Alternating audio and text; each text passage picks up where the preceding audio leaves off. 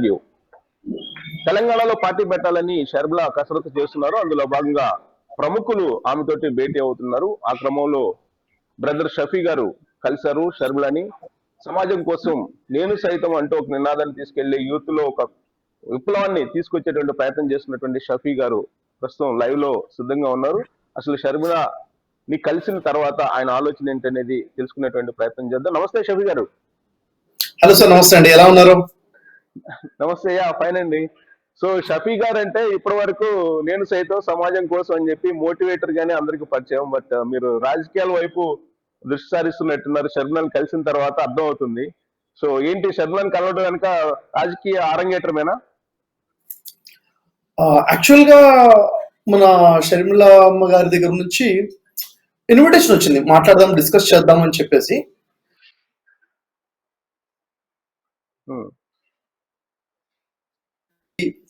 ఏ ఉద్దేశంతో రావాలనుకుంటున్నారు, ఏ ఆశయాలతో ముందుకెళ్లాలనుకుంటున్నారు అన్న విషయాల గురించి డీటెయిల్ గా డిస్కస్ చేశారు. చేసి ఈ విధంగా ఈ ఆశయంతో రాజన్న రాజ్యం స్థాపించాలన్న ఉద్దేశంతో ఇక్కడ పార్టీస్ తెప్పించాము. యాక్చువల్ గా ఉభయ తెలుగు రాష్ట్రాల కోసము మా నాన్నగారు పనిచేశారు. ఇప్పుడు ఆంధ్రాలో జగన్ గారు ఉన్నారు కదా, ఇక్కడ తెలంగాణ ప్రజలకి దూరం అయిపోయిన ఫీలింగ్ ఉంది. ఇప్పుడు తెలంగాణ ప్రజల కోసం కూడాను ఖచ్చితంగా వర్క్ చేయాలన్న ఆలోచనతో ఇక్కడ పార్టీ లాంచ్ చేయాలన్న ఆలోచనతో ఉన్నామన్నట్టుగా తెలియజేశారు. యాక్చువల్లీ ఈ విషయాలు డిస్కస్ చేయడం కోసం షఫీ గారు, ఇంతకు ముందు మీకు షర్మిల గారితో మీకు సన్నిహితమైనటువంటి సత్సంబంధాలు ఉన్నాయా, లేదంటే ఇప్పుడు కేవలం పొలిటికల్ గానే చర్చించడానికి మీరు కలిసారా? యాక్చువల్ గా ఇంత ముందు ఎలాంటి పరిచయం లేదండి. ఫస్ట్ ఇన్విటేషన్ అది, ఫస్ట్ మీటింగ్ అని కూడా చెప్పాలి. ఓకే, ఫస్ట్ మీటింగ్ అది. సో ఫస్ట్ మీటింగ్ లో ఏమనిపించింది షర్మిల గారితో మాట్లాడిన తర్వాత మీకు? ఓకే, యాక్చువల్గా నిన్న ఏదైతే మీటింగ్ జరిగిందో షర్మిల గారితో మాట్లాడితే నాకు క్లారిటీ ఏమొచ్చిందంటే ఒక విజన్ ఓరియంటెడ్ ఉమెన్ నాకు కనిపించారు. ఎస్, క్లియర్ గోల్ ఒకటి ఉంది, ఒక లక్ష్యంతో వర్క్ చేయాలి అన్న ఆలోచనతో క్లారిటీ ఉంది అన్న విషయం నాకు అర్థమైంది. యాక్చువల్ గా వారితో మాట్లాడే విధానము, అక్కడ టీమ్ మేనేజ్మెంట్, లీడర్షిప్ క్వాలిటీస్ కనిపించాయి. వాటిలో ఒక మంచి లీడర్షిప్ క్వాలిటీస్ ఉన్నాయి. వ్యక్తిగతంగా లీడర్షిప్ క్వాలిటీస్ కనిపించాయి అంటున్నారు. అంతకుముందు కూడా పాదయాత్ర చేశారు. ప్రజలు కూడా ఆమెకి నాయకత్వం ఉందనేది ప్రజల్లో కూడా నిరూపణ అయ్యింది కూడా. బట్ మీ దగ్గర నుంచి ఒక మోటివేటర్ గా యాక్చువల్ గా ఉన్నదానికన్నా కూడా ఏదో ఒకటి ఇన్నోవేషన్ గా వెళ్ళాలి అనేది మీరు ఎప్పుడు కూడా చెప్తూ ఉంటారు కదా. ఇప్పుడు ఆవిడలో షర్మిల గారిలో కనిపించినటువంటి ఇన్నోవేషన్ ఏంటి?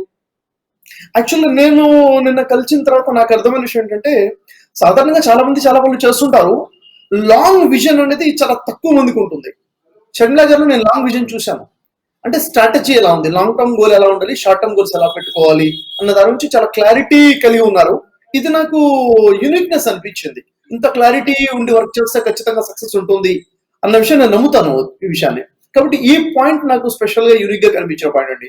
ఓకే, ఇప్పుడు ఉన్నటువంటి టైం అంటే కమింగ్ అసెంబ్లీ ఎలక్షన్స్ ఫోకస్ చేస్తున్నారు.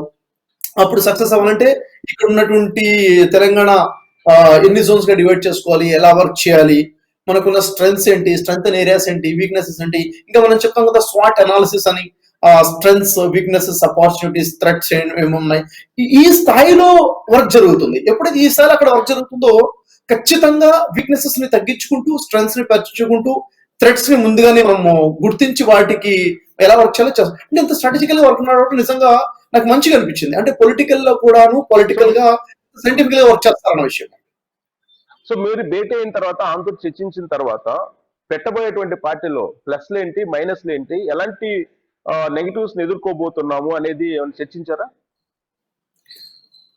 ఇప్పుడు ఉన్నటువంటి పరిస్థితిని బట్టి తెలంగాణ రాష్ట్రంలో గత 10 సంవత్సరాల నుంచి, అంటే గత కమింగ్ ఎలక్షన్స్ వరకు అయితే 10 సంవత్సరాలు, అంటే 2 పర్యాలుగా తెలంగాణ పార్టీ ఏదైతే రూల్ చేస్తుందో ప్రజల్లో ఒక వ్యతిరేకత అనేది స్టార్ట్ అయింది, పెరుగుతుంది కూడా.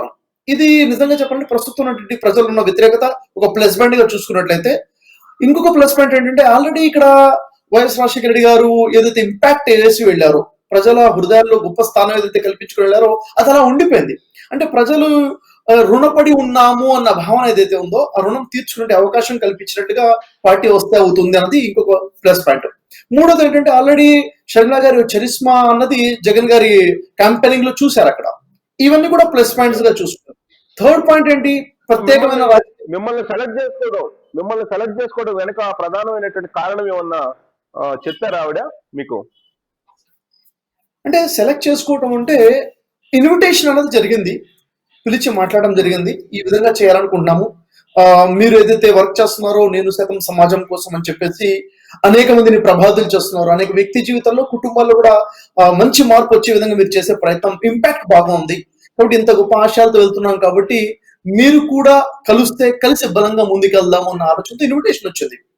యాక్చువల్గా ఏంటంటే మనం అనుకోవటం వేరు, అనుకున్న విషయం ఎదుటి వ్యక్తికి అర్థమయ్యేటట్టు చెప్పడం వేరు. అదేలాంటి ఇక్కడ ఉన్నటువంటి 4-5 కోట్ల ప్రజలకు అర్థమయ్యేటట్టు చెప్పే విధంగా చేసి వారి ఆలోచన విధానం మారే విధంగా చేయడం అనేది ఒక motivation is a basic need అన్నమాట. ఒక నాయకుడు యొక్క మీ లక్షణాలు వైపు నుంచి ఆవిడ ఆశిస్తున్నది కేవలం మోటివేషనేనా, లేదంటే పార్టీ పరంగా బాధ్యతలు అలాంటి కీలకమైనటువంటి వాటిని ఇవ్వాలి, మీకు ఇస్తాననే ఒక సంకేతం ఏమైనా ఇచ్చారు ఆవిడ? అంటే మోటివేషన్ అనే కాదు, కంప్లీట్ గా కలిసి స్ట్రాటజీస్ ప్లాన్ చేసుకుంటూ కోర్ టీమ్ లో మనం ముందుకెళ్దాం అన్నట్టుగానే ఇన్విటేషన్ వచ్చింది. సో కోర్ టీమ్ అంటే ఏంటి? ఏమన్నా షేప్ అంటే ఎలా ఉంటుంది ఏంటి అనేది ఏమన్నా అంటే వివరించారా? immediate గా ఉంటుంది కదా సార్. ఇప్పుడు ఒక ఆర్గనైజేషన్ స్టేట్ లెవెల్లో వర్క్ చేస్తున్నామంటే దాంట్లో గ్రాస్ రూట్ లెవెల్లో ఎట్లా లీడర్షిప్ ని డెవలప్ చేయాలి, అంటే ఉన్నటువంటి నాయకుల్లో అవకాశం రానటువంటి నాయకులు ఎంతమంది ఉన్నారు, మంచి స్కిల్స్ ఉండి కొత్త లీడర్షిప్ ని ఎలా పుట్టించాలి, కొత్త నాయకులను ఎలా తీసుకొని రావాలి, ఇది ఒకటి. అంటే ఫీల్డ్ లెవెల్ కి మన కాన్సెప్ట్ ని ఎలా తీసుకెళ్ళాలి, మనం చెప్పాలనుకున్న కాన్సెప్ట్ ని పబ్లిక్ లో సోషల్ మీడియా కానీ ఎలక్ట్రానిక్ మీడియా ద్వారా ఎలా ఇంజెక్ట్ చేయగలగాలి. ఆ తర్వాత అడ్మినిస్ట్రేషన్ చాలా పెద్ద పార్ట్. అడ్మినిస్ట్రేషన్ లో డిస్టర్బెన్స్ లేకుండా ఎలా చేయాలి, అంటే ఎన్ని పాయింట్స్ లో కూడాను మేనేజ్మెంట్ ఎలా చేయాలి, ఇది కోర్ టీమ్. కోర్ టీమ్ చేసేది ఇదే కదా బేసిక్ గా. అంటే సాంప్రదాయంగా ఇప్పుడున్నటువంటి పార్టీలకి కంప్లీట్ గా వేరే మార్గంలో వెళ్ళాలి అనే ఆలోచన ఏమన్నా చేసినట్టు మీకు అనిపిస్తుందా? అంటే ఇప్పుడు వరకు ఉన్నటువంటి ట్రెండ్ వేరు, ఇప్పుడు మనం వర్క్ చేయాలి అని చెప్పేసి ఏదైతే ఇక్కడ డిస్కషన్ జరిగిందో కంప్లీట్ గా సైంటిఫికల్ గా చేయాలి, ఇప్పుడున్న ట్రెండ్ తగ్గట్టుగా చేయాలి. ఇప్పుడు ఎందుకంటే 60-63% యూత్ పాపులేషన్ ఉన్నారు, కంప్లీట్ సోషల్ మీడియా ఇంపాక్ట్ ఉంది. ఇప్పుడు ప్రజల ఆలోచన విధానం మారుతుంది, ఆలోచిస్తున్నారు. ఒకప్పుడు ఓట్ బ్యాంక్స్ ఉండేవి, ఇప్పుడు ఓట్ బ్యాంక్స్ ఏం లేవు. ప్రతి ఒక్క వ్యక్తి ఓట్ తన ఓన్ గా ఆలోచించి వేసే విధంగా ఉన్నారు ఈ రోజుల్లో. ఇంత మెచ్యూరిటీ ఉన్నటువంటి ఓటర్ ని ఎలా ప్రభావితం చేయాలి, ఈ మెచ్యూరిటీ ఉన్న వ్యక్తికి మెచ్యూరిటీ ఉన్నటువంటి కాన్సెప్ట్ ఎలా చెప్పాలి అన్నది పాయింట్ ఆఫ్ వ్యూ. కాబట్టి ఇంత స్ట్రాటజికల్ గా వర్క్ చేస్తున్నాం. ఇప్పుడున్నటువంటి రాజకీయాల్లో కులము మతము ఈ ఈక్వేషన్స్ ఎక్కువగా చూస్తూ ఉంటారు. ఇప్పుడు షర్మిల గారు అలాంటి ఈక్వేషన్స్ ని ఆలోచించే బ్రదర్ షఫీ గారిని ఇన్వైట్ చేసినట్టు అనిపించిందా? ఒకవేళ అంటే ఒక మతాన్ని చూసి నాకు ఒక ఇన్విటేషన్ వచ్చారు అంటే అది వారి యొక్క నెగిటివ్ ఆలోచన అయి ఉండాలి. యాక్చువల్గా వారు ప్రస్తావించిన దాంట్లో ఎక్కడ కూడా రిలీజియన్ అనే టాపిక్ ఎక్కడ రాలేదు. అది అంటే యూత్ ని ప్రభావితం చేయటమే కాకుండా పేరెంట్స్ ని కూడా ప్రభావితం చేసే విధంగా ఉన్నారు. అంటే ఈ రోజు తెలుగు రాష్ట్రాల్లో ఎవరు గుర్తుపట్టారు అన్నా కానీ అతిశయోక్తి కాదు. ఈ విధంగా ప్రజల జీవితాల ఇంపాక్ట్ ఉంది అంటే ఒక రిలీజియన్ మాత్రమే కాదు. ఈరోజు చూడండి, మోటివేషన్ అనేది ఒక రిలీజియన్ సంబంధించింది కాదు. ఇది ఏదో ముస్లిమో క్రిస్టియనో హిందూ అని కాదు కదా.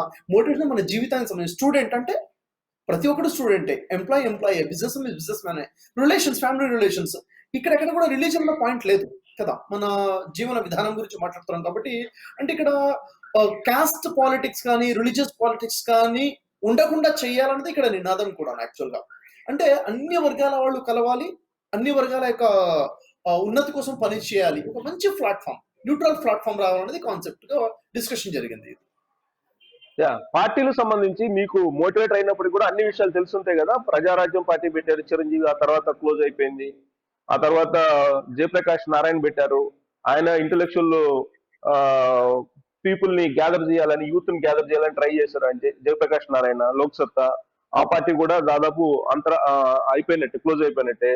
ఇక కేజ్రీవాల్ సక్సెస్ అయినటువంటి ఒక వ్యక్తి ఇంటలెక్చువల్ సెక్టర్ లో కనిపిస్తున్నారు.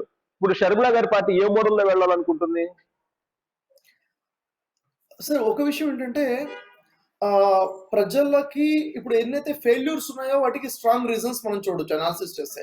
సక్సెస్ కూడా రీజన్స్ ఉన్నాయి. యాక్చువల్గా ఎవరైతే ప్రజలకి దగ్గరగా ఉండి ప్రజల్లో ఒకరిగా మారిపోతారో వారిని ప్రజలు నమ్ముతారు. ఈ స్థాయిలో ప్రజల లోపలికి వెళ్ళి ప్రజలతో మాట్లాడాలి, సంభాషించాలి. మనం గత తెలుగు రాష్ట్రాల చరిత్ర చూస్తున్నా కానీ ఆ పాదయాత్ర అనేది చాలా సక్సెస్ఫుల్ ఫార్ములాగా పాలిటిక్స్ లో మనం చూసాం.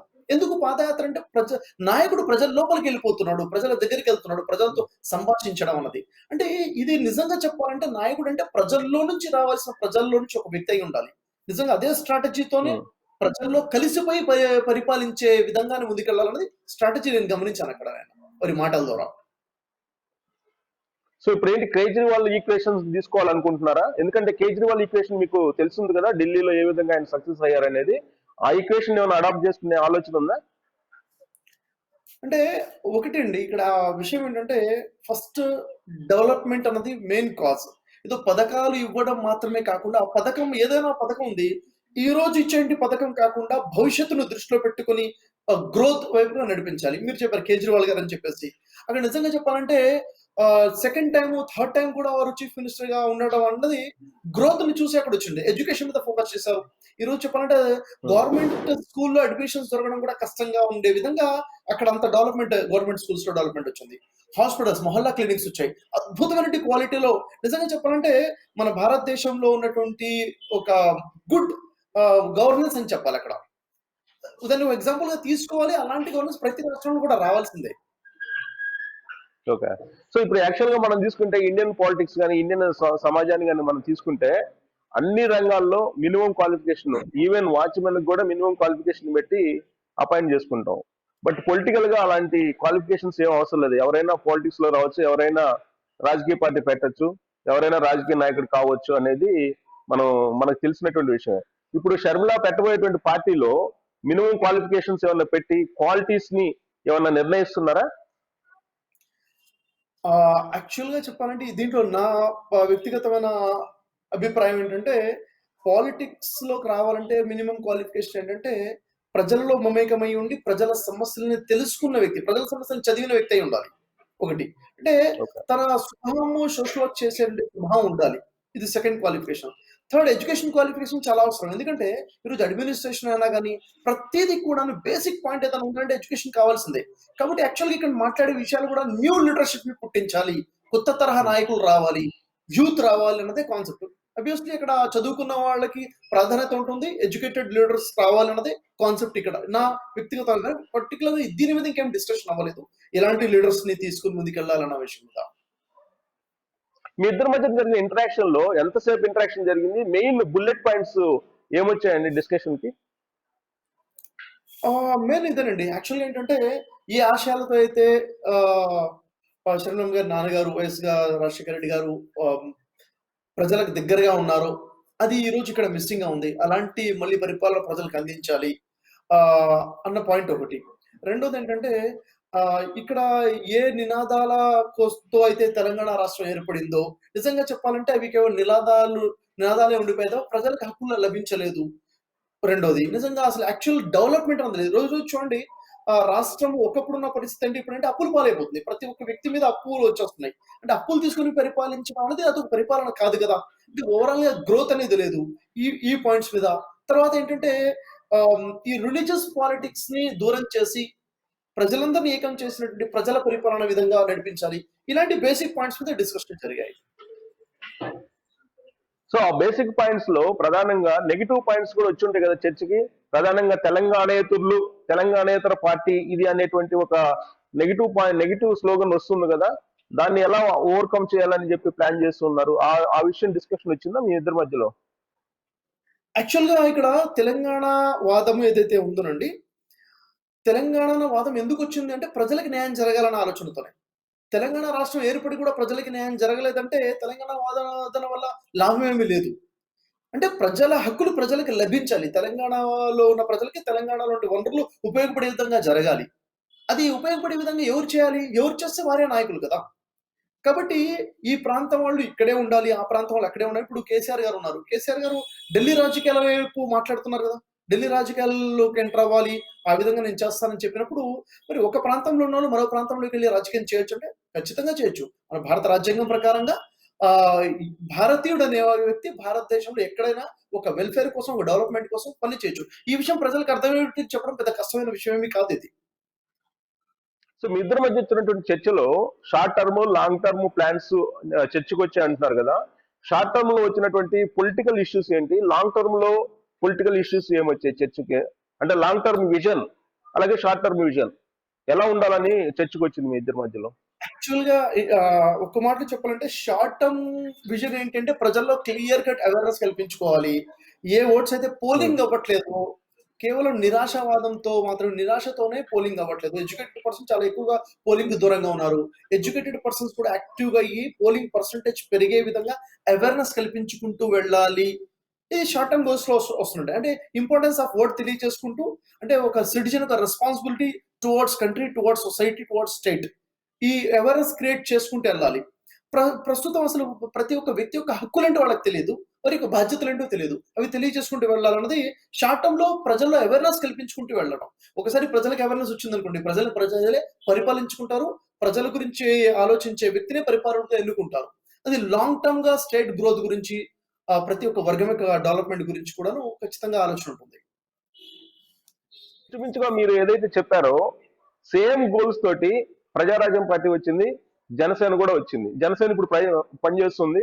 అంతకుముందు ప్రజారాజ్యం వచ్చి క్లోజ్ అయిపోయిన సంగతి మనందరికీ తెలిసిందే. ఇప్పుడు జనసేన కూడా సేమ్ గోల్స్ లో ఉన్నాయి. ఆ గోల్స్ సంబంధించి జనసేన పార్టీ గురించి కానీ లేదంటే ప్రత్యర్థి పార్టీల గురించి కానీ చర్చకు వచ్చాయా? ప్రత్యర్థి పార్టీలు ఏ విధంగా వెళ్తున్నాయి, అందుకు భిన్నంగా మనం ఎలా వెళ్దాం అనేటువంటి అంశం ఏమన్నా చర్చకు వచ్చిందా? ఖచ్చితంగానండి. యాక్చువల్లీ అంత డీటెయిల్‌గా వేరే పార్టీల గురించి ప్రస్తావన రాలేదు. కానీ ఇప్పుడు మీరు అడుగుతున్న పాయింట్ ఆఫ్ వ్యూలో చూస్తున్నట్లయితే ఆహ్, ఆలోచన 2, 3, 4 పార్టీలకి సమానంగా ఉన్నప్పటికిని ఎగ్జిక్యూషన్ ఎలా ఉంది? దాన్ని ఆచరణలో ఎలా పెడుతున్నాము? ఆ స్ట్రాటజీ ఎంత ప్లాన్ చేస్తున్నాము? స్ట్రాటజీ అంటే ఆహ్, స్టెప్ బై స్టెప్ ఏంటి? రూట్ మ్యాప్ ఏంటి అన్నది ఎంత పర్ఫెక్ట్‌గా ప్లాన్ చేసుకొని ఎగ్జిక్యూట్ చేస్తామో అక్కడే సక్సెస్ ఉంటుంది. ఎంత మంచి ఐడియాలజీ ఉన్నా గాని సక్సెస్ రావాలంటే ఎగ్జిక్యూషన్ లేకపోతే, అంటే మన ఆచరణ లేకపోతే రిజల్ట్ అనేది రాదు. కాబట్టి ఇక్కడ కేవలము ప్లానింగ్ ఐడియాలజీయే కాకుండా, ఆ ప్లానింగ్ మీద ఎగ్జిక్యూషన్ ఎలా ఉండాలి? ఆ స్ట్రాంగ్ లీడర్‌షిప్‌ని ఎలా ఎన్నుకోవాలి అన్నది, దాని మీద మనం ఫోకస్ చేయాలన్న ఈ ఆలోచన మీద డిస్కషన్ జరిగిందండి. ఏదైతే జరిగిందో. అదర్ సో పార్టీస్ అంటే ఏదైతే జనసేన పార్టీ ఎడ్యుకేషన్ లో ఫెయిల్ అయిపోయింది అనేటువంటి ఒపీనియన్ లో ఉన్నారా? జనసేన పార్టీ ఎగ్జిక్యూషన్‌లో ఫెయిల్ అయిందంటే చూడండి, పవన్ కళ్యాణ్ గారు ఏవైతే విషయాలు మాట్లాడారో ఓకే. మాట్లాడారు. వారు మాట్లాడారు. అయితే నాయకుడు అంటే నాయకుల్ని తయారు చేసేవాడు నిజమైన నాయకుడు. ఇప్పుడు ఒక నాయకుడు ఉన్నాడంటే తను తనలాంటి ఎంతమంది నాయకుల్ని తయారు చేసుకున్నాడు అన్న దాని మీదే తన యొక్క సక్సెస్ నిలబడి ఉంటుంది. మరి ఈ విషయంలో జనసేన ఎంత స్థాయిలో నాయకుల్ని తయారు చేయగలిగింది గ్రౌండ్ లెవెల్‌లో, జోనల్ లెవెల్‌లో, అన్న దాని మీద వారు పరిశీలన చేసుకోవాలి. నాకు తెలిసి ఆ విషయంలో పరిపూర్ణమైన పని జరగలేదేమో అనిపిస్తుంది. సో ఇప్పుడు ఇమీడియట్ గా కాంపిటీషన్ ఎవరు అనేది ఫీల్ అవుతున్నారు షర్మిల గారు తెలంగాణలో? ఇప్పుడు ఆల్రెడీ పార్టీలు ఉన్నాయి కదా, నేషనల్ పార్టీలు ఉన్నాయి, రీజనల్ పార్టీలు ఉన్నాయి. చాలా మంది ఇప్పుడు నవ తెలంగాణ పార్టీ అని ఉంది, తర్వాత జన సమితి పెట్టారు, కోదండరాము, ఇలా చాలా పార్టీలు ఉన్నాయి, బహుజన సమాజ్వాదీ పార్టీ అని ఒకటి ఉంది. ఇలా రకరకాల చాలా పార్టీలు ఉన్నాయి కదా. ఇప్పుడు వాటి గురించి ఏమైనా చర్చించారా? యాక్చువల్‌గా ఇక్కడ ఎవరు కాంపిటీషన్ అయితే కాదండి. ఎందుకంటే ఒకళ్ళతో పోటీ పడటం కోసము రాజకీయాలన్నది వాస్తవం కూడా కానే కాదు. ప్రతిరోజు మనతో మనం పోటీ పడుకుంటూ, మనల్ని మనం అప్‌డేట్ చేసుకుంటూ, మనం ప్రజలకి దగ్గర చేసుకుంటూ వెళ్ళిపోతే ప్రజలే నిర్ణయించుకుంటారు. ఒకరితో పోటీ పడడం అనేది కాన్సెప్ట్ కాదు. ఒకరితో పోటీ పడడం అనేది కాన్సెప్ట్ కాదు. నిజమైన అవేర్‌నెస్ కల్పించుకుంటూ, మనం డెవలప్ చేసుకుంటూ ముందుకెళ్తే ప్రజలకు దగ్గరైపోతే కాంపిటీషన్ అనేది ఇక్కడ లేదు. అన్నది ఆలోచన ఇక్కడ మనది. సో మీ ఇంటరాక్షన్ లో షర్మిల చెప్పింది వినడమేనా, లేదంటే మీరు కూడా ఎక్స్ప్రెస్ చేసి కొన్ని ఐడియాలజీస్ ఏమన్నా షేర్ చేశారా? డిస్కషన్ జరిగిందండి. ఖచ్చితంగా ఎలా చేయాలి? ఏం చేయాలి? అన్న విషయాల మీద వారి యొక్క ఆశయాలు, వారి యొక్క విజన్ ఏంటి? ఎలా చేయాలనుకుంటున్నారో వారే తెలియజేస్తారు. నేను సైతం సమాజం కోసం ఏదైతే మిషన్ ఉందో, ఇప్పటివరకు ఎలాంటి కార్యక్రమాలు చేయడం జరిగింది? దీనికి ఎంత ఏ విధంగా మెంబర్‌షిప్ ఉంది? ఏ విధంగా ప్రజలు ఫాలో అవుతున్నారన్న విషయం గురించి మాట్లాడడం జరిగింది. తర్వాత ఏ విధంగా ముందుకెళ్ళాలి అన్న విషయం మీద, తర్వాత ఓపెన్‌గా ఇన్విటేషన్ ఇచ్చారు. రండి బ్రదర్ షఫీ గారు, కలిసి మనం వర్క్ చేద్దాము అని చెప్పేసి ఇన్విటేషన్ ఇవ్వడం జరిగింది. దీని మీద ఇంకా చాలా విషయాలు మాట్లాడాల్సినటువంటి విషయాలున్నాయి. ఎందుకంటే ఎంతవరకు మనం కోఆర్డినేట్ అయ్యి వర్క్ చేయగలుగుతాము అన్న దాని మీద ఇంకా మోర్ క్లారిటీ ఉమ్. రావాల్సిన అవసరం ఉంది. సో నేను సైతం సమాజం కోసం అని చెప్పి మీరు ఆల్రెడీ అనేక వేదికల మీద నుంచి మోటివేట్ చేసేటువంటి ప్రయత్నాలు చేస్తున్నారు కదా. సేమ్ అలాంటి ఐడియాలజీ కనిపించిందా ఆవిడలో కూడా? ఆహ్, దాదాపుగా అని చెప్పాలండి. దాదాపుగా ఏంటంటే నాతో నిన్న మాట్లాడిన విషయాలన్నీ కూడాను స్టూడెంట్స్ గురించి, ఎడ్యుకేషన్ సిస్టమ్ గురించి మాట్లాడారు. ఎంప్లాయ్‌మెంట్ గురించి మాట్లాడడం జరిగింది. ఈరోజు ఉమ్. ఫైనాన్షియల్‌గా ఎన్ని ప్రాబ్లమ్స్ ఎదుర్కొంటున్నారు సామాజికంగా. ఈ పాయింట్స్ ఏమైతే yes. A point of view అంటే వ్యక్తిగతమైన, కుటుంబపరమైన, సామాజిక పరమైనటువంటి విషయాల గురించే నిర్ణీత వర్క్ చేస్తుంది. ఏ పాయింట్స్ కూడా ప్రస్తావించారు కదా! యెస్. సింక్ అవుతుంది. కాన్సెప్ట్ దగ్గరగా ఉంది. యెస్. ఇంకొంచెం కలిసి ఉమ్. డిస్కస్ చేసుకుంటే ఇంకా క్లారిటీ వస్తే కలిసి జర్నీ చేసే అవకాశాలున్నాయా అన్నట్టుగా అనిపించింది. సో మీరు అడగలేదా, వైఎస్ఆర్ కాంగ్రెస్ పార్టీ ఆల్రెడీ ఉంది కదా, మళ్ళా ఇక్కడ వైఎస్ఆర్ కాంగ్రెస్ పార్టీని కాదని ఇక్కడ కొత్త పార్టీ పెట్టాల్సిన నెసెసిటీ అసలు పొలిటికల్ గా ఏముందని అడిగారు ఏమన్నా? అంటే ఇక్కడ వైఎస్ఆర్ కాంగ్రెస్ పార్టీయే వస్తుందా? లేక కొత్త పార్టీ వస్తుందా? అన్న దాని మీద డిస్కషన్ ఏం జరగలేదండి. అని చెప్పి చూచాయిగా ఉన్న యాక్చువల్లీ సూత్రప్రాయంగా మీకు ఏమైనా ఇండికేషన్స్ ఇచ్చారా? దేని గురించి అంటున్నారు? పార్టీ ఎప్పుడు పెట్టబోతారు, ఈ డేట్? మేబీ అయితే మే 14th రివీల్ చేయబోతున్నారు అన్నట్టుగా ఒక ఇన్ఫర్మేషన్ తెలిసింది. ఇంకా కన్ఫర్మేషన్ కాదు అది. ఎక్కువ అంటే ఛాన్సెస్ ఉన్నాయి. టెంటేటివ్ గా మే అని చెప్పారా? ఎస్. మీకేమన్నా కార్యాచరణ ఏమన్నా సూచించడం జరిగిందా? లేదండి. యాక్చువల్‌గా ఏంటంటే ఇంకా క్లారిటీ రావాల్సిన అవసరం ఉంది. ఎందుకంటే ఏ ఉమ్. ఆశయాలతో ముందుకెళ్తున్నారు, ఇంకా వర్క్ స్టైల్ ఏ విధంగా ఉండబోతుంది. నాకు తెలిసి ఇంకొక 1, 2 మీటింగ్స్ తర్వాత కంప్లీట్‌గా క్లారిటీ వస్తే ఆ తర్వాత కలిసి జర్నీ అనేది స్టార్ట్ అవుతుంది.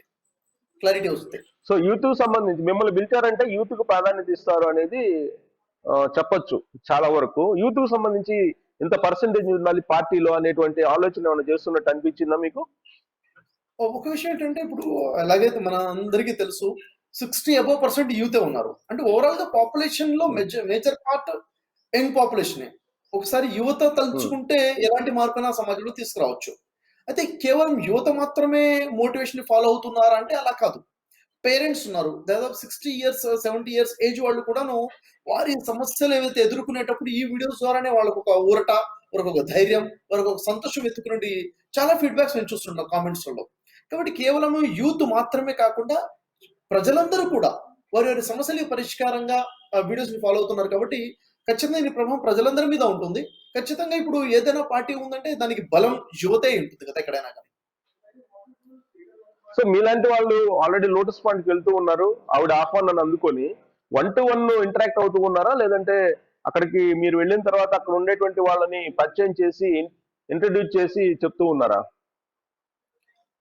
లేదండి. యాక్చువల్‌గా అక్కడ ఏం జరుగుతుందన్నది ప్రాసెస్ నాకు ఐడియా లేదు. నేను ఏదైతే వెళ్ళానో డైరెక్ట్‌గా రిసీవ్ చేసుకోవడం జరిగింది. 1 to 1 షర్మిల గారితోనే కూర్చొని మాట్లాడడం జరిగింది. ఇంకా ఫర్దర్‌గా అంటే ఎలా జరుగుతున్నాయి నేను ఒకసారి విజిట్ చేయడం జరిగింది కదా! ఒకే మీటింగ్ జరిగింది అక్కడ. సో 1-to-1 ఇంటరాక్షన్ మీ ఇద్దరి మధ్యలో. అవునండి.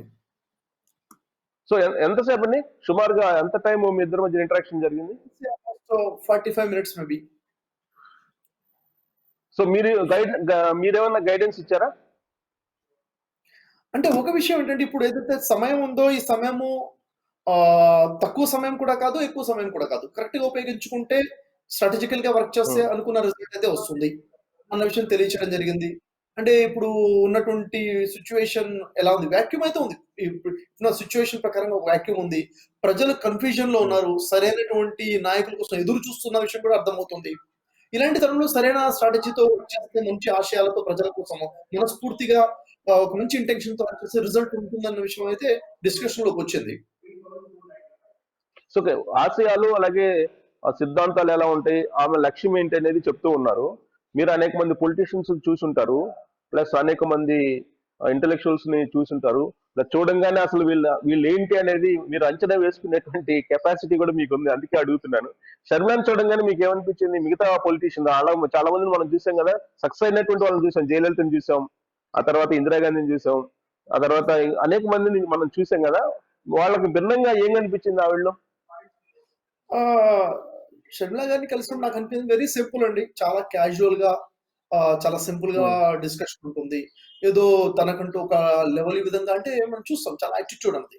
ఏ విధంగా అయితే ఎక్కడైతే ఉమ్. ఈగో గాని, నెగెటివ్ యాటిట్యూడ్ ఉందో అది ఫెయిల్యూర్‌కి రీజన్.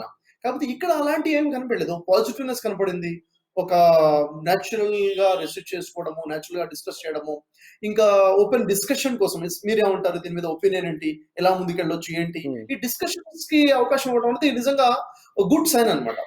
కాబట్టి ఇదే చెప్పాను నేను. ఒక లీడర్‌షిప్ క్వాలిటీస్ కనపడ్డాయని నేనెందుకు చెప్పానంటే, ఎదుటి వ్యక్తి చెప్పేది కూడా విని అర్థం చేసుకొని ఇంటరాక్ట్ చేయడం కూడా లీడర్‌షిప్ క్వాలిటీయే ఇది.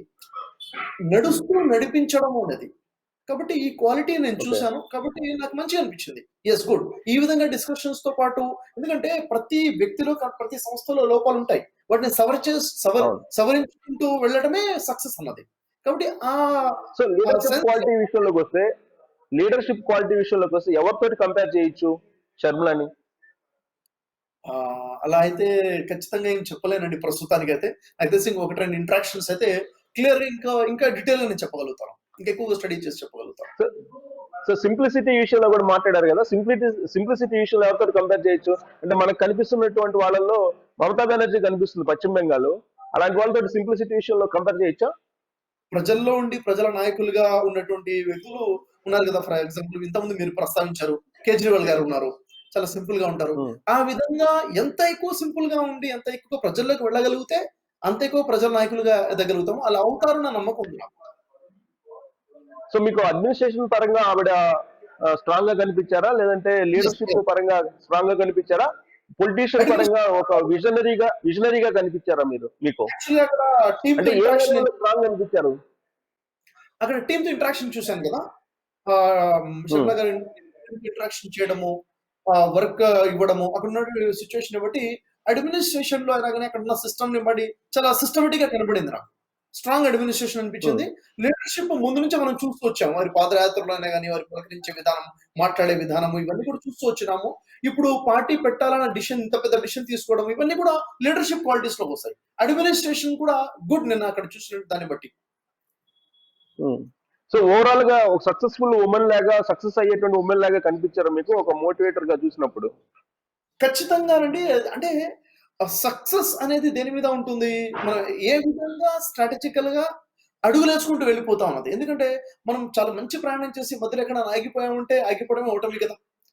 కాబట్టి మనంతటగా మనమే ఓటమి పాలయ్యే విధంగా అడుగులు వేయకుండా సరైన గైడెన్స్‌తో పాటు, మంచి ఆలోచనతో పాటు శ్రమించుకుంటూ వెళ్తే సక్సెస్ అయ్యేంటి హోప్స్ చాలా ఎక్కువగా కనిపించాయి నాకైతే. సో అన్నా చెల్లెల్ని కంపేర్ చేస్తే వాళ్ళ యొక్క లీడర్షిప్, వాళ్ళ అడ్మినిస్ట్రేషన్, వాళ్ళ విజన్ వీటన్నిటిని కనుక క్రోడీకరించి చూస్తే కనుక అన్నా చెల్లెళ్ళు అంటే జగన్, షర్మిలని కంపేర్ చేస్తే కనుక మీకు ఎవరు బెటర్ అనిపించింది? అంతగా నేను అనాలిసిస్ చేయలేదండి ఇప్పుడు. చేయలేదా? అంతగా అనాలిసిస్ చేయలేదు. ఎవరు బెటర్ ఏంటి అంత డీటెయిల్‌గా నేను అనాలిసిస్ చేయలేదు. హ్మ్. సో ఓవరాల్ గా విజన్ అయితే క్లారిటీ వచ్చిందా మీకు ఆవిడ విజన్ లో? ఓకే. ప్రస్తుతం మాట్లాడుకున్న వాటిని బట్టయితే ఓకే. క్లియర్ విజన్‌తో ఉన్నారు. అంటే స్పష్టమైన లక్ష్యంతో ఉన్నారు, వెళ్తున్నారు. ఏవైతే ఆశయాలు చెప్తున్నారో మంచిగా ఉన్నాయి. కొన్ని విషయాలు హ్మ్. ఇంకా మాట్లాడాల్సిన అవసరం ఉన్నాయి. కాబట్టి నాకు తెలిసి ఇంకా 2, 3 రోజుల్లో మరి ఒకటిసారి, 2 సార్లు కలిసి కూర్చొని మాట్లాడితే నిజంగా నాకు స్ట్రాంగ్‌గా పాజిటివ్‌గా థాట్స్ వస్తే మాత్రం కలిసి జర్నీ చేసే అవకాశాలున్నాయండి.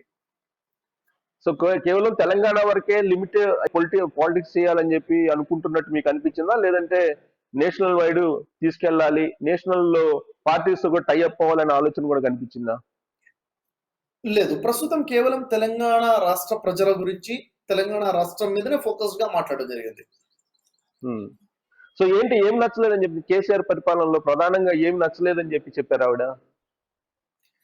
అంటే నాయకులు ప్రజలకు అందుబాటులో లేకపోవడము. నిజంగా ప్రజలందరూ ఎన్నుకుంటేనే నాయకుడు. ఆ నాయకుడు ప్రజలకి కనిపించడానికే చాలా దూరంగా, ప్రజల్లో లేకుండా వెళ్ళిపోవడము, ప్రజలకు అందుబాటులో హ్మ్. లేకపోవడము, ఏవైతే వాగ్దానాలు ఇవ్వబడ్డాయో రాష్ట్రాన్ని సాధించుకోవడం కోసం, ఎన్నైతే ప్రాణత్యాగాలు చేశారో, నిజంగా హ్మ్. ఉద్యోగాల గురించి ఎంతో మాట్లాడాం. మనకిక్కడ ఉద్యోగాలు లేవు, ఉపాధి లేదని చెప్పేసి. నిజంగా అసలు ఎన్ని ఉద్యోగాలొచ్చాయి? ఎంతమందికి ఉద్యోగాలొచ్చాయి? అప్పుడు ఉన్నటువంటి ఎడ్యుకేషన్ సిస్టమ్‌లో స్కాలర్‌షిప్ ఎలా ఉంది ఇప్పుడు? ఇయన్ని విషయాలు చూసుకుంటే చాలా గ్యాప్ కనిపించింది. వాగ్దానాలైతే చాలా అద్భుతమైన వాగ్దానాలున్నాయి. దాని మీద ఇంప్లిమెంటేషన్ వాగ్దానాలకి దరిదాపులో కూడా లేకుండా పోయింది కదా! ప్రజల్లోనే అసంతృప్తి చూస్తున్నాం గదా! ఇప్పుడు మనం. సో ఇప్పుడు రాజశేఖర రెడ్డి ఏదైతే ఆయన అనుకున్నారో ఆయన ఆశయాలు నెరవేర్చడానికి వస్తున్నారని చెప్తున్నారు. రాజన్న రాజ్యం అని చెప్తూ ఉన్నారు. సో రాజన్న రాజ్యంలో ఆనాడు రాజశేఖర రెడ్డి తోటి ప్రయాణం చేసినటువంటి వాళ్ళను కూడా ఆమె ఆహ్వానిస్తూ ఉంది. కొంతమందిని ఆహ్వానించడం జరిగింది. వాళ్ళని తీసుకోబోతున్నానని ఏమైనా ఇండికేషన్స్ ఇచ్చారా మీకు? లేదండి. ఆ విషయాల మీద ఏం డిస్కషన్ జరగలేదు. ఓన్లీ కొత్త వాళ్ళేనా? యూత్ మీద కాన్సన్ట్రేషన్ ఏనా? ఆ! యాక్చువల్‌గా న్యూ లీడర్‌షిప్‌ని ప్రోత్సహించడము, తీసుకోవడము అన్న దాని మీదే ఉంది. పాత నాయకులు ఉమ్, వస్తారా? రారా? వాళ్ళు ఆహ్వానిస్తారా? రారా? అన్న విషయం మీదైతే నాతోటి ఏం డిస్కషన్ జరగలేదు. సో 45 మినిట్స్ షర్మిల గారితో భేటీ అయిన తర్వాత ఫిక్స్ అయిపోయారా రాజకీయాల్లోకి వెళ్ళాలని? ఒక విషయం ఏంటంటే, ప్రజల జీవితాల్లో మార్పు రావాలి. అంటే వ్యక్తిగతము, కుటుంబపరమైన, సామాజిక పరమైన మార్పు రావాలి అని ముందు నుంచి ఒక నినాదం. దానికోసమే ప్రయత్నం చేసుకుంటూ వచ్చాను. ఒక సాటిస్ఫైగా ఇప్పుడు నేను చెప్పగలుగుతాను. కొన్ని లక్షల మంది జీవితంలో మార్పు వచ్చింది. ఏదైతే మోటివేషన్ చేసుకుంటూ వచ్చామో నేను సైతం ద్వారా. అయితే అది ఒక తారాస్థాయిలో వెళ్ళాలంటే ఇప్పుడు మనల్ని మనం పరిపాలించుకోవడమే కదా! రాజకీయము అనేది ప్రజలు పరిపాలించుకునే విధానమే. పరిపాలకులే. అంటే మనమే ఒక సిస్టమ్‌ని హ్మ్. ఏర్పాటు చేసుకుంటాం. అదే మనకి రాజ్యాంగాన్ని ఇచ్చింది. ఆ స్థాయిలో గనక వెళ్లి సర్వీస్ ఇవ్వగలిగితే లార్జ్ స్కేల్‌లో అతి ఎక్కువ మందికి సేవ చేసేటువంటి అవకాశం ఉంటుంది. ఉదాహరణకు చూడండి. ఏవైతే మోటివేషన్ ఇప్పుడు ఏదైనా కాలేజ్ నుంచి ఇన్విటేషన్ వస్తే కాలేజ్‌కెళ్ళి మోటివేషన్ చెప్తున్నాం. అదే ఒక రాష్ట్రం మొత్తం మీద ప్రతి కాలేజ్‌లో కంపల్సరీగా మోటివేషన్ అనేది ఉండాలి. ప్రతి సబ్జెక్ట్‌తో పాటు ఈ సబ్జెక్ట్ కూడా ఉండాలి అన్నది ఒక ఇలాంటి గొప్ప నిర్ణయాలు మనం తేగలిగితే నిజంగా చెప్పాలంటే ఈరోజు విద్యార్థుల ఆత్మహత్యలు ఉండవు. రేప్ ఇన్సిడెంట్స్ జరగవు. ఏవైతే అరాచకాలు చూస్తున్నాం అరాచకాలను అరికట్టొచ్చు. చాలా చాలా రకాల మార్పులు మనం తీసుకురావచ్చు.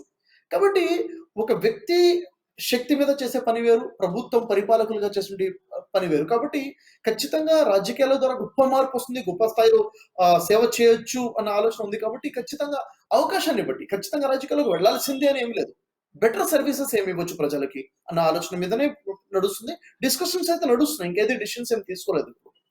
సో బ్రదర్ షఫీ గారంటే ఇప్పుడు అందరికీ మోటివేటర్ గా కనిపించారు. అదే మీరు రాజకీయాల్లో ఇప్పుడు షర్మిల పార్టీలోకి వెళ్ళి కీలకంగా మారి ఆ కోర్ టీమ్ లో మెంబర్ గా మారితే సెక్షన్ ఆఫ్ పీపుల్ మీకు దూరం గారా?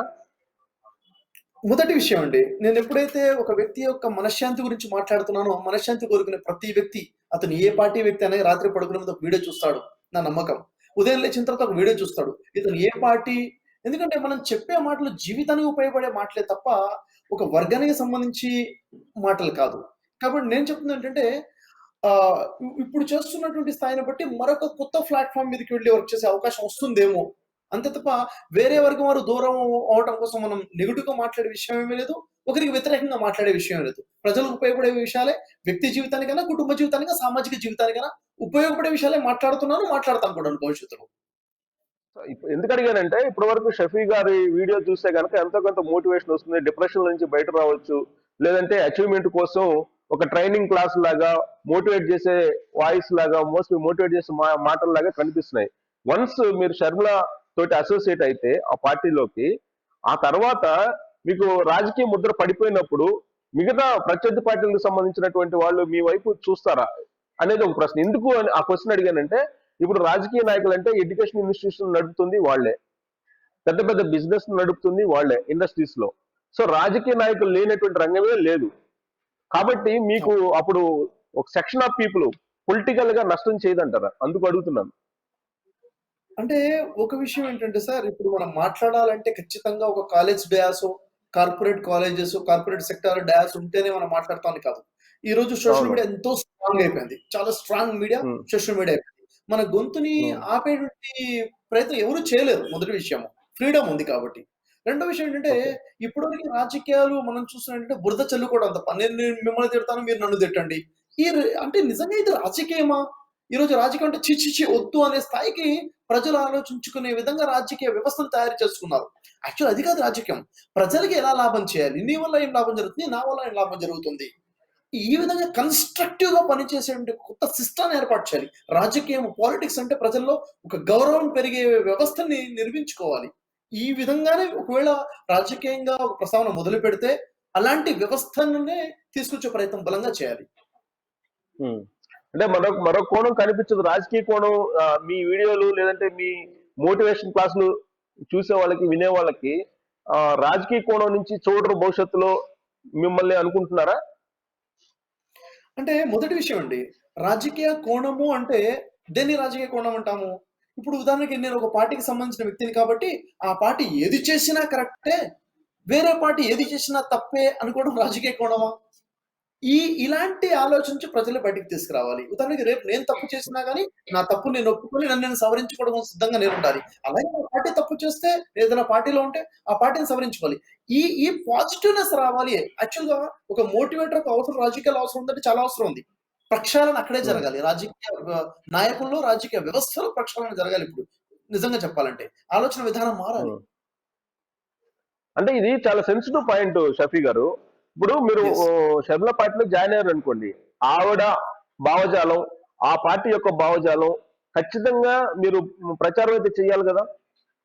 అప్పుడు మోటివేటర్ నుంచి బయటకు రావాల్సిన అవసరం లేదంటారా ఆ జోనర్ నుంచి కంప్లీట్ గా?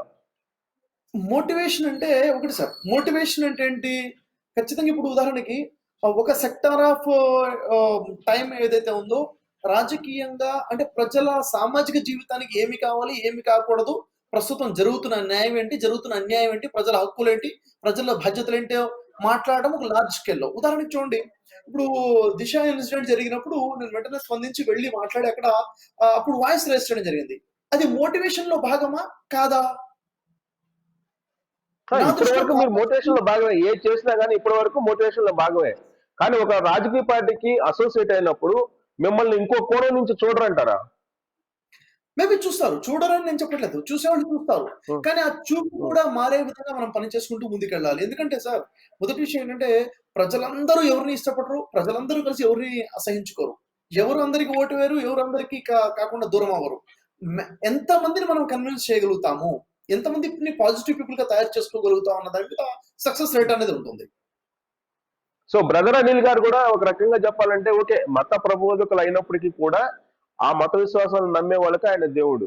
సో ఆయన కూడా రాజకీయాల వైపు దీంట్లో భాగం పంచుకునే అవకాశం ఉందని చెప్పి ఏమన్నా చెప్పడం జరిగిందా మీకు, మీ ఇద్దరి మధ్య చర్చకు వచ్చినప్పుడు? లేదండి. ఆ ప్రస్తావన ఏం రాలేదు ఇప్పటివరకైతే. ఉం. సో బ్రదర్ అనిల్ గారు కూడా కీ రోల్ పోషిస్తే బాగుంటుంది అనుకుంటున్నారా మీరు? బ్రదర్ అనిల్ కుమార్ గారు నాకు తెలిసి అడ్మినిస్ట్రేషన్‌లో టైమ్ ఇస్తున్నారా? లేకపోతే లీడర్‌షిప్ వైస్‌గా ఇస్తారా? అన్న విషయం అయితే ఇప్పటివరకు ఎక్కడ ప్రస్తావన రాలేదు. ఆ విషయం గురించి నేను కూడా ఆలోచించలేదు. ఎందుకంటే వారు లక్షలాది మందిని ప్రభావితం చేస్తున్నారు. వారిని అభిమానించేవారు చాలా మంది ఉన్నారు. మరి వారు ఏ విధంగా రాజకీయంలో డైరెక్ట్ ఫీల్డ్‌లోకొస్తే ఎలా అడుగులు వేస్తారు? వారు ఇంతవరకు ఎలాంటి ఆలోచనలు చేశారు? వారితో కూర్చొని ఎప్పుడు డిస్కస్ చేయలేదు. ఒకవేళ డిస్కషన్ చేస్తే మోర్ క్లారిటీ రావచ్చు మనకి. సో మళ్ళా ఎప్పుడు, మళ్ళా మీరు మీట్ మీట్ అయ్యేది అనేది ఏమన్నా తెలుసా మీకు? మళ్ళా మీటింగ్ ఆహ్, ఎప్పుడు? యాక్చువల్‌గా నాకిప్పుడు 2, 3 డేస్ ఈవెంట్స్ ఉన్నాయండి. ఈవెంట్స్ తర్వాత ప్లాన్ చేసుకుంటాను మీటింగ్. సో పార్టీ పెట్టిన తర్వాత మీరు అఫీషియల్ గా అనౌన్స్ చేస్తారా పార్టీలో ఏం రోల్ పోషిస్తబోతున్నాను, నేను ఏం చేయబోతున్నాను అనేది? లేదంటే ముందుగానే మీకు క్లారిటీ వచ్చే అవకాశం ఉందా పార్టీ పెట్టే ముందు ఆ, అంటే పార్టీ మేలో అంటున్నారు కదా టెంటేటివ్ గా, అందుకన్నా ముందు క్లారిటీ వచ్చే ఛాన్సెస్ ఉన్నాయా? అంటే యాక్చువల్‌గా పార్టీ జాయినింగ్ అన్నది ఇంకా చాలా దూరపు విషయం. ఇప్పుడు నాకింకా క్లారిటీ రావాల్సుంది. ఎందుకంటే ఒక అడుగు వేసిన తర్వాత వెనకడుగు వేయటం అనేది సరైన విషయం కాదు. కంప్లీట్ క్లారిటీ అంటే ఏ స్ట్రాటజీతో ముందుకెళ్తున్నాము, ఏ ఆశయాలతో ఉన్నాము, రూట్ మ్యాప్ ఎలా ఉండబోతుంది, వర్క్ స్టైల్ ఎలా ఉంటుంది, అన్ని విషయాలు అర్థమైన తర్వాత మాత్రమే ఒక డిసిషన్ అనేది తీసుకోబోతున్నాం కాబట్టి ప్రస్తుతం దాని నుంచి క్లారిటీ లేదు కదా! ఒకవేళ విషయం క్లారిటీ వచ్చిందనుకోండి, పార్టీ లాంచింగ్ ఎప్పుడుంటుంది? ముందు చేయాల్సిన పని ఉంటుంది. ఆ తర్వాత చేయాల్సిన పనే ఉంటుంది. దాని గురించి కూడాను ఖచ్చితంగా వర్క్ అనేది స్టార్ట్ అవుతుంది.